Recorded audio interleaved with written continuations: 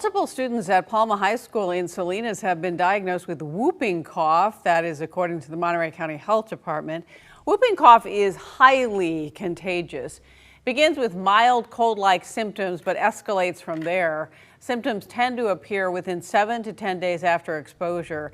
Antibiotics can help treat it, and according to a letter sent to parents, students who have been prescribed antibiotics for suspected whooping cough are allowed to come back to school after the 5th day of treatment. Without the antibiotics, the school says they are considered contagious for up to 3 weeks and must stay home for that period of time.